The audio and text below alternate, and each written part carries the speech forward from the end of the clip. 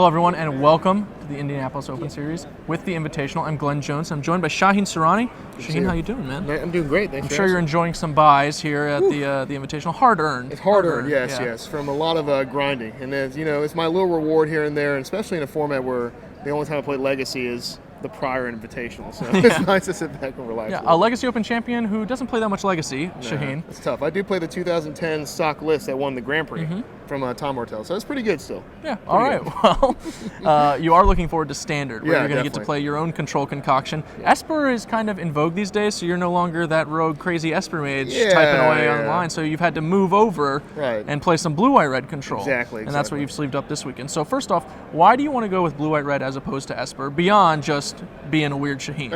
Beyond being like a hipster saying it's too in right now, so I need to be something else. No, the real reason is Assemble the Legion. It's in a nutshell. Okay. It's the card that not only is it broken against the mirror match, the Esper mirror, whatever control mirror, blue-white, everyone's playing that, but against the black deck because they just simply cannot handle that card. I mean, no one's going to be playing like Illness in the ranks or anything to handle that card in the black deck, so they're pretty much just shields down with that. You get it in play, resolve it, the thing is going to be doing all the work for you. It stops Desecration Demon, it stops Pack Rats, you can clutter the ground with it, now, and all their ground guys in general, and then eventually you just overwhelm them.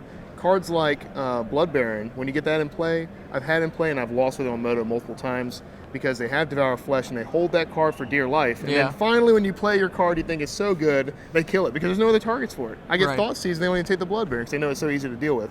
So if you're going to play a deck this weekend, I think, especially in a high caliber tournament like this with very skilled players that are going to be playing a lot of mono black, you need to have a card that's just one of those get you cards. Yeah, I like that you brought up Devour Flesh because the removal people are actually playing is, in this really weird space in this format, as it has been for a while. We've been getting a lot of conditional removal from Wizards, and I've been really interested to see how the format's actually developed. For example, following the Pro Tour, everyone assumed, Doomblades are where it's going to be. The mono black deck takes down that standard Grand Prix, and it's relying on Doomblade and then Ultimate Price, which is one of the few spells that's actually good in the mirror. And then, as you mentioned, you have to have something for these Obsidats and Blood Barons, and that's where something like Devour Flesh might actually be able to come in and get the job done.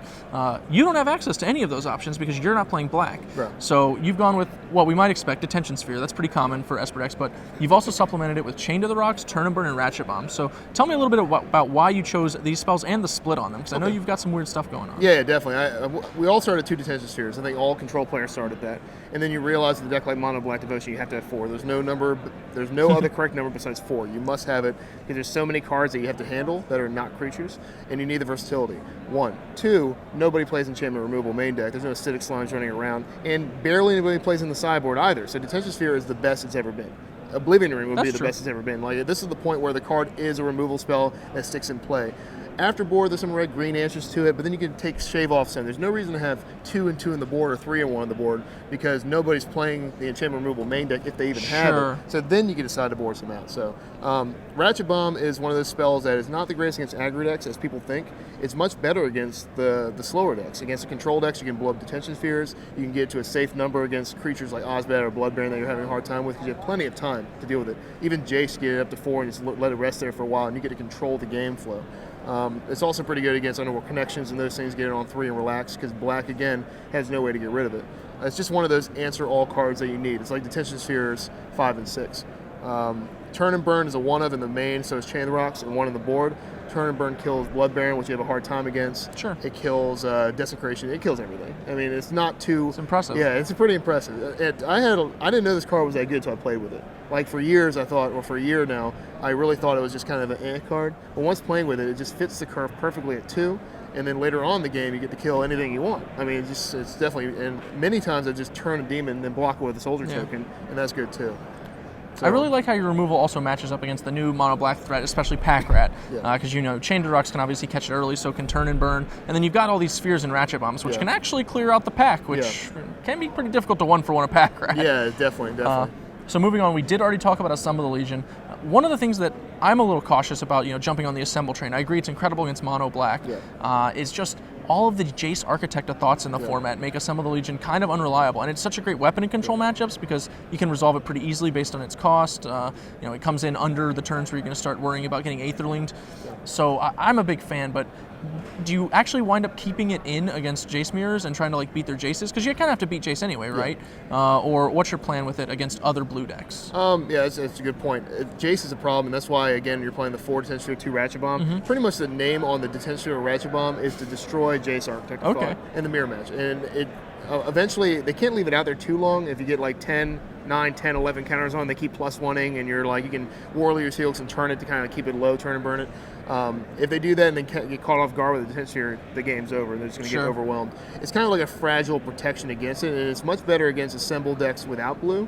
But this deck, since you have the options of Detention Sphere, you have Ratchet Bomb, and if they -2 Jace the first turn it comes into play, you can untap, you can burn it, and you can Warley your Helix. And Warley your Helix is surprisingly effective against Planeswalkers. Yeah. And it's one of those where it kills all the red-green ones the turn they come in. You can kill Domri the first turn, you can kill Xanagos, you can kill Jace after they -2 it, you can kill Elspeth by getting a little damage in there and then doing it. Sure. So it's got a lot of reach. But yeah, if they have Jace out and you have a symbol, you're going to need a little help from Detention Sphere Ratchet Bomb. All right, that about covers your main deck. So let's move over to the sideboard because you've got some spicy meatballs in there. You've got 9 singletons. Nothing unusual. But then you've also got 3 Jace Memory Adept. And it seems like a pretty awkward time to be going all in on Planeswalkers. Heroes Downfall is literally sold out pretty much everywhere. It's sold out at our booth. I don't know how players are going to play the Standard Open if they want to buy Heroes Downfalls tomorrow. They play Murder. Yeah, that's pretty close. So what makes you want to go just super big on Planeswalkers, knowing this is the environment you're walking into? That's a good question. And it's actually because of how popular Heroes Downfall is, I think Jace Memory Depth's gotten a little better, and here's why. You have 4 memory, you have 4 Architect of Thought main, you have 2 Elspeth, and you have 3 memory depth the board. You have 9 Planeswalkers. The maximum Heroes Downfall I see is like 3. Most people have downed to like 3 of those. 4 in the Esper deck. The Esper deck where you want it. Against other decks that are more heavy black, like the other black control decks or mono black, they only have 4. Well, they definitely have 4.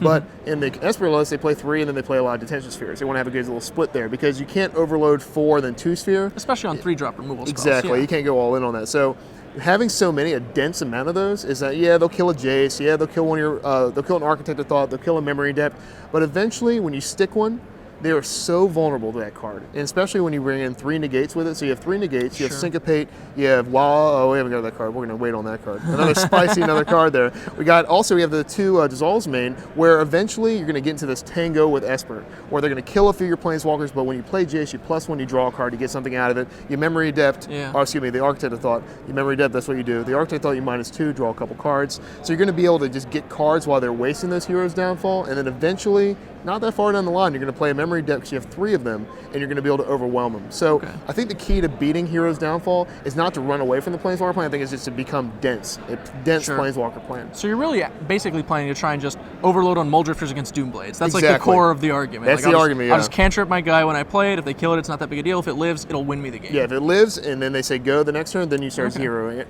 And I think that another reason is your main deck is so good against everything else. You got burn spells, removal spells. They have a lot to take out against Esper. You have all those Supreme Verts and all those Chained Rocks, all these removal spells in the main deck, and Helixes. So when you bring all those out, you have a big gap, and you need a heavy sideboard for that mirror match. So well, you've got some of these singletons I mentioned already.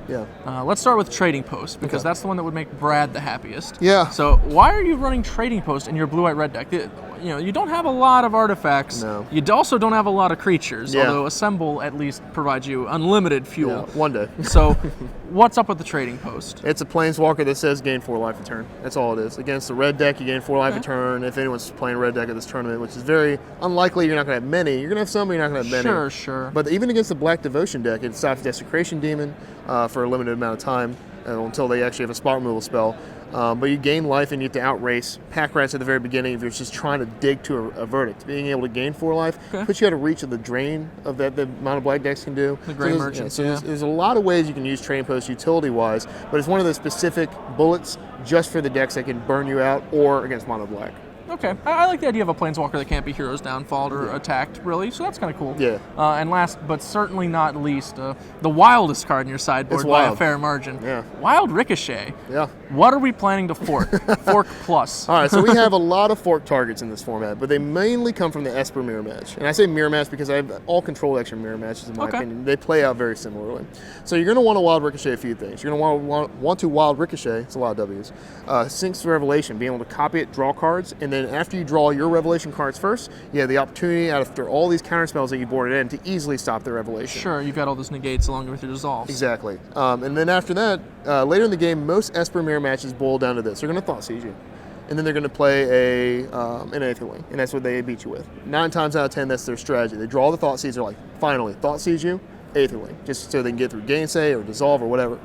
If they Thought Siege you in the middle of the game and you Wild Ricochet it, the game's going to be over. You're going to win. Not only do they have to discard a card of their choice, you're going to pull the Aetherling out of their hand or whatever threatening card they have, and then you're going to be able to resolve what you need to resolve. Okay. In a counter war, it's almost like Counterflux, where you're able just to counter 2 things. Sure. Throw 2 counter spells on the stack and be able to win a counter war that you're fighting over. If anybody's playing a heavy burn red deck on the play, being able to fork 2 lightning strikes at creatures.